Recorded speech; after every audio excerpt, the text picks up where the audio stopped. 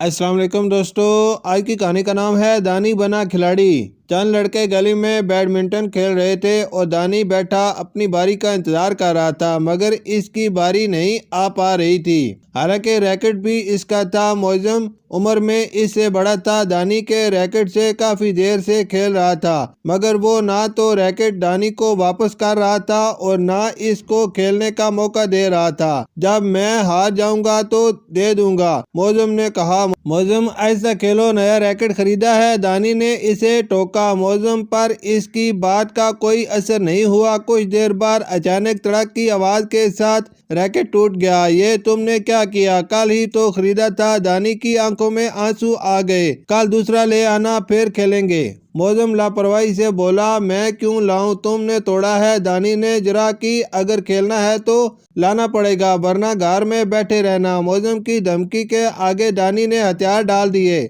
دانی تھوڑی دیر سوچتا رہا اور پھر اپنے گھر کے باہر بنے چھوٹے سے چبوترے پر خاموشی سے دونوں ہاتھ ٹھوڑی پر ٹکائے بیٹھ گیا۔ دانی، کیا ہوا؟ کیا سوچ رہے ہو؟ سامنے گھر میں رہنے والے شکیل بھائی کی آواز نے اس کو چونکا دیا۔ شکیل بھائی، میرے پاس ریکٹ نہیں ہے اور گلی کے بچے بغیر ریکٹ کے مجھے نہیں کھلائیں گے۔ کیوں؟ کیا یہ لوگ تمہیں اپنے ریکٹ سے نہیں کھیلنے دیتے؟ شکیل بھائی، یہ لوگ صرف اچھا کھیلنے والوں کو اہمیت دیتے ہیں، تو تم اچھا کھیلنا سیکھ لو۔ شکیل بھائی نے اسے مشورہ دیا۔ کیسے؟ محنت سے۔ اور کیسے؟ شکیل بھائی نے سمجھایا۔ میں تمہیں سکھاؤں گا، مگر محنت کرنی پڑے گی۔ یوں دانی میاں کی بیڈمنٹن ٹریننگ شروع ہوئی۔ یہ تو اب شکیل بھائی کے لیے بھی ایک مشن بن گیا تھا۔ امی بھی حیران تھی کہ اب وہ کھیل سے واپسی پر اداس اور پریشان نظر نہیں آتا تھا۔ اس کی آنکھوں میں خود اعتمادی بھی تھی۔ اس میں ایک بڑا ہاتھ شکیل بھائی کی رہنمائی اور حوصلہ افزائی کا تھا۔ آؤ، آج تو دانی صاحب آئے ہیں اور ریکٹ بھی ساتھ لائے ہیں، چلو تھوڑی دیر میں ان کی باری آ ہی جائے گی۔ معظم نے دانی کو آتے دیکھا تو طنزیہ انداز میں کہا،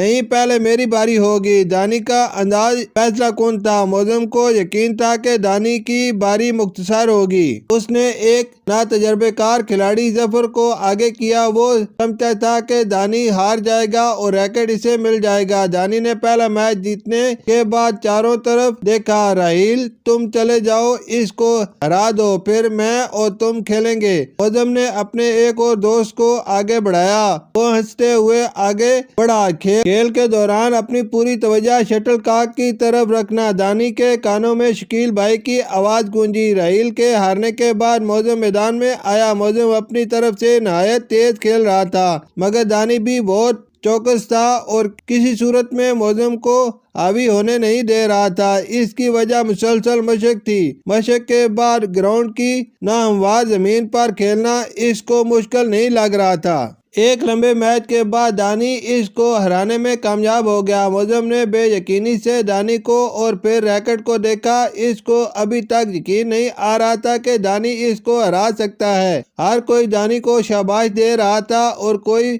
مبارکباد، دانی کمال کر دیا تم نے، مگر یہ ہوا کیسے؟ ظفر نے پوچھا۔ صرف محنت سے، دانی نے مسکراتے ہوئے سوچا۔ دانی، کل کھیلنے آؤ گے؟ راحیل نے پوچھا۔ پہلی مرتبہ دانی کو کسی نے کھیلنے کی دعوت دی تھی اور وہ بھی ریکٹ کے مقابلے کے بغیر۔ آؤں گا، اس نے کہا اور مسکراتے ہوئے گھر کو چل دیا۔ شکریہ۔